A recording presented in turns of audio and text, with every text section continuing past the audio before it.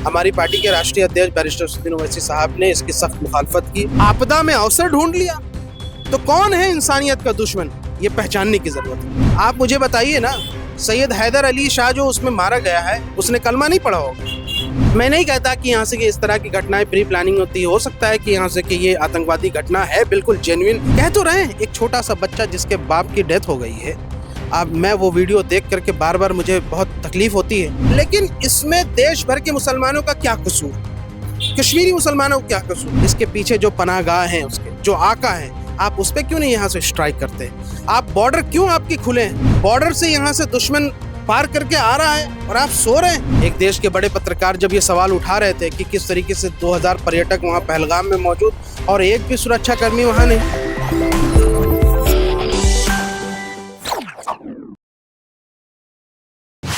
जी बिल्कुल, देखिए जिस तरीके से परसों वहाँ पे एक बहुत बड़ी आतंकवादी घटना हुई पहलगाम के अंदर, कश्मीर के अंदर, वो देश को बहुत शर्मसार कर गया और बहुत बड़ा दुख है लोगों के अंदर। पूरा देश रो रहा है, कश्मीर से लेकर कन्याकुमारी तक हर वर्ग के लोग, हर लोग, चाहे कश्मीरी हो या मुसलमान हो या गैर मुस्लिम, उसके दिल में बहुत बड़ी तकलीफ हुई, दर्द हुआ। हमारी पार्टी के राष्ट्रीय अध्यक्ष बैरिस्टर असदुद्दीन ओवैसी साहब ने इसकी सख्त मुखालफत की और कल ऑल पार्टी मीटिंग में भी उन्होंने चंद सवालात उठाए। यहाँ पे बहुत बड़ी कंसर्न भी है इसको लेकर।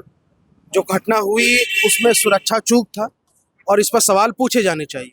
एक देश के बड़े पत्रकार जब ये सवाल उठा रहे थे कि किस तरीके से 2000 पर्यटक वहाँ पहलगाम में मौजूद और एक भी सुरक्षा कर्मी वहाँ नहीं, ये बड़ी हैरत की बात है। इतने संवेदनशील प्रदेश में तो उनकी फीड को डाउन कर दिया गया, आप सब ने देखा। तो किसको बचाने की कोशिश की जा रही है? और मैं ये समझता हूँ कि यहाँ से सवाल जिनसे पूछने चाहिए, ये नागरिकों का विषय नहीं। किसी को सुरक्षा देना कोई नागरिक नहीं कर सकता, कोई कश्मीरी नहीं कर सकता, कोई मुसलमान या कोई दूसरे धर्म का व्यक्ति नहीं कर सकता।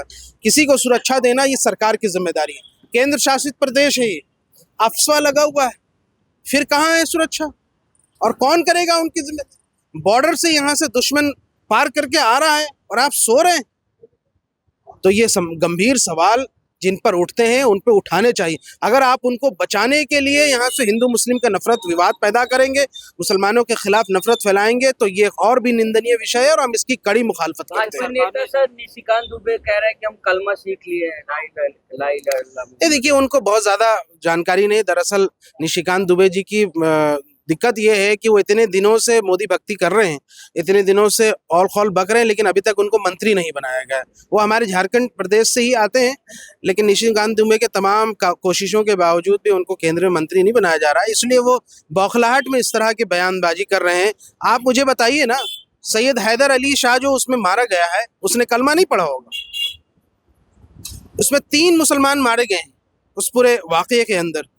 तो मैं कहता हूँ ठीक है, हो सकता है कि मे भी कुछ लोगों से इस तरह से किया गया हो, ना भी किया गया हो, किया भी, लेकिन इसमें देश भर के मुसलमानों का क्या कसूर, कश्मीरी मुसलमानों का क्या कसूर? तमाम जो पर्यटक जो वहां से आ रहे हैं, जिन्होंने सोशल मीडिया पे जोर दे करके कहा है, हिंदू हैं वो, और कह रहा है कि कश्मीरियों के खिलाफ जो नफरत फैलाई जा रही है वो बिल्कुल गलत है। ऐसे मौके पर जब हम पर हमले हो रहे थे तो हमें बचाने वाला भी कश्मीरी मुसलमान था, कंधों पे ढो के लाने वाला भी कश्मीरी मुसलमान। मुझसे पैसे नहीं लिए उन्होंने, मुझसे यहाँ से खाने के पैसे नहीं लिए, टैक्सी के पैसे नहीं लिए, उन्होंने अपने घर दे दिए हमारे लिए, मस्जिदें खोल दी सोनमर्ग और गुलमर्ग में। यहाँ से हम तो कुछ दिन पहले कश्मीर में रह करके, लेकिन ऐसे वक्त में आप सरकार की जो एयरलाइंस है या जो बड़ी एयरलाइंस है, उन्होंने टिकट के रेट 5-5 गुना बढ़ा दिए। आपदा में अवसर ढूंढ लिया तो कौन है इंसानियत का दुश्मन, ये पहचानने की जरूरत है। लेकिन बार बार ये सवाल उठाए जा रहे हैं कि ये जो हमला हुआ है ये मजहबी आतंकवाद का नाम दिया जा रहा है, क्योंकि किसी से कलमा पढ़वाया गया, कहा गया कि जो हिंदू वो अलग हो जाए और जो मुस्लिम वो अलग हो जाए। आपको याद होगा कुछ महीने पहले एक चंदन नाम का, चेतन नाम का आतंकवादी था, आरपीएफ का जवान, ट्रेन में चल रहे मुसाफिर को नाम पूछा उसने। जो मुसलमान मुसाफिर थे उसको देख देख करके यहाँ से जो दाढ़ी टोपे वाले उसको गोली मारी थी। वो भी एक आतंकी घटना थी, लेकिन हमने देखा किस तरीके से एक इकोसिस्टम उसको बचाने की कोशिश कर रहा है, उसको जस्टिफाई कर रहा है। यही इकोसिस्टम आज जो है उभर के आया है और उसको एक एजेंडा मिल गया है हिंदू मुस्लिम में नफरत फैलाने का। मैं कहता हूँ इस देश में नाम पूछ के लिंचिंग भी किया जा रहा है, वो भी आतंकवाद है। नाम पूछ के दुकानें भी बंद की जा रही है, वो भी एक आतंकवाद है। नाम पूछ के कलमा पढ़ा करके या जो कुछ भी किया जा रहा है ये आतंकवाद है। लेकिन कौन करवा रहा है? इसके पीछे जो पनाहगाह हैं, उसके जो आका हैं, आप उस पर क्यों नहीं यहाँ से स्ट्राइक करते? आप बॉर्डर क्यों आपके खुले हैं? आपका बॉर्डर पोरस क्यों है? आप सुरक्षा चूक की बात क्यों नहीं मानते? और जो सुनिए, मान लीजिए कि यहाँ से पाकिस्तान या कश्मीर के दुश्मन है, या फिर हमारे लोग जो दुश्मनी में यहाँ से खड़े हैं, वो तो चाहेंगे कि इस देश में तनाव पैदा हो, भारत के अंदर हिंदू मुस्लिम विवाद पैदा हो, और आप भी वही काम कर रहे हैं। जो इकोसिस्टम है जो उनका जो संघ का या बीजेपी का वो इकोसिस्टम, इसके बहाने आप देखिए आगरा में क्या हुआ। दावा कर रहे हैं कि हमने 2 मुसलमानों को मार दिया यहाँ से। हरियाणा में भी मारपीट की गई। कश्मीर के स्टूडेंट्स ने हमारे पास फोन आए कि पंजाब के अंदर, चंडीगढ़ के अंदर उन कश्मीरी स्टूडेंट्स के साथ बदतमीजी की जा रही है, मारपीट किया जा रहा है। क्या कसूर है उनका? अगर ये कश्मीरी वहां पे पहलगाम में उनका साथ न देते तो ये बड़ा सानिया होता, और भी बड़ा सानिया। लेकिन साथ देने वाले भी कश्मीरी, वहाँ उनकी पनाहगाह देने वाले भी कश्मीरी, वहाँ उनकी मदद करने वाले भी कश्मीरी। क्या शोएब जामा ये कहना चाह रहे हैं कि ये प्री प्लान है मुसलमानों के खिलाफ नफरत फैलाने? मैं नहीं कहता कि यहाँ से कि इस तरह की घटनाएं प्री प्लानिंग होती है। हो सकता है कि यहाँ से कि ये आतंकवादी घटना है, बिल्कुल जेन्युइन है, लेकिन सरकार ने खुद भी माना है, कल सर्वदलीय बैठक में हमारे राष्ट्रीय अध्यक्ष भी मौजूद थे, कि इसमें एक सुरक्षा चूक हुई है। ये बताना चाहिए ना सरकार को ये बताना चाहिए कि यहाँ से कि इस देश में कि मुसलमानों का कोई कसूर नहीं है, इस देश के कश्मीरियों का कोई कसूर नहीं है। ये कसूर जिनका है वो आतंकवादियों का है, और जिनकी वजह से सुरक्षा चूक हुई है।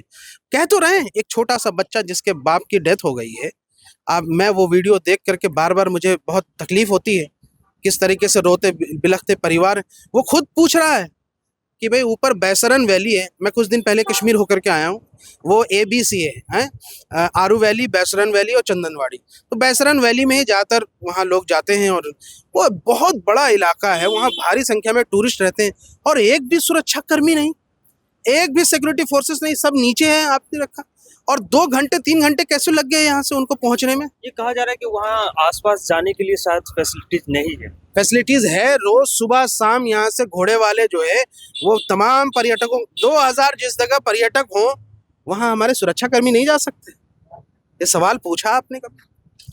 हमारे सुरक्षा कर्मियों की जिम्मेदारी, अगर यहाँ से उनको ये हिदायत होती कि आप जिस जिस जगह टूरिस्ट हैं बड़ी तादाद, वहाँ पर सुरक्षा व्यवस्था पुख्ता होनी चाहिए। ऐसे संवेदनशील स्थिति जहाँ पे आर्टिकल 370 भी हटाया गया है, अप्सपा लगा हुआ है, आप ऐसी बेसहारा बेयारो मददगार छोड़, मैं तो खुद देख के आया हूँ। कुछ दिन पहले हम भी आरू वैली गए थे और दूसरी जगह गए थे, तो कोई सुरक्षा नहीं। जगह जगह मुसलमान आज प्रदर्शन भी कर रहे हैं, मतलब आज नहीं बल्कि रोज कर रहे हैं जिस दिन से ये घटना हुई है। और एक तरफ ये चल रहा है कि मतलब मुस्लिम आतंकवाद का नाम दिया जा रहा है, तो इस पे आप क्या? देखिए, मुसलमानों को कोई सर्टिफिकेट की जरूरत नहीं है। अगर कोई ना भी कहता तब भी यहाँ से इस तरह की घटना की मजम्मत बड़े सख्त अल्फाजों में मुस्लिम समाज करता आया है। चाहे कैंडल लाइट, सबसे पहले तो पहलगाम में कैंडल लाइट मार्च हुआ, वहीं जिस जगह पे ये घटना हुई, इतनी बड़ी घटना हुई, हिम्मत किया लोगों ने। श्रीनगर में यहाँ से एहतजाज किया गया, पूरे देश भर में, चाहे शाहीन बाग हो या तमाम जगह पे हमारे पार्टी के इंचार्ज जो है इम्तियाज जलील साहब ने औरंगाबाद में किया, हैदराबाद में बड़ी तादाद में हुआ। पूरे देश रो रहा है, मुसलमान रो रहे हैं, कश्मीरी रो रहा है इस घटना के पीछे। ये इंसानियत का कत्ल है, लेकिन उनका भी विरोध होना चाहिए जो मुसलमानों को निशाना बना रहे हैं, जो हिंदू मुस्लिम में यहाँ से तनाव पैदा करना चाहते हैं, और इसको जो हवा दे रहे हैं, ऐसी पार्टियों की हम सख्त मुखालफत करते हैं। अगर हमारे कश्मीरी भाइयों के ऊपर कहीं हमला होगा इस दिल्ली के अंदर, तो हमारे पार्टी के कार्यकर्ता तैयार खड़े रहेंगे उनकी मदद के लिए। कोई भी ऐसी हिमाकत अगर होगी तो हम इस पर सख्त कदम उठाएंगे। बल्कि जिनकी तरफ निशाना साध रहे हैं वो तो कह रहे हैं कि हिंदुओं को मारा गया, तो बात तो करेंगे।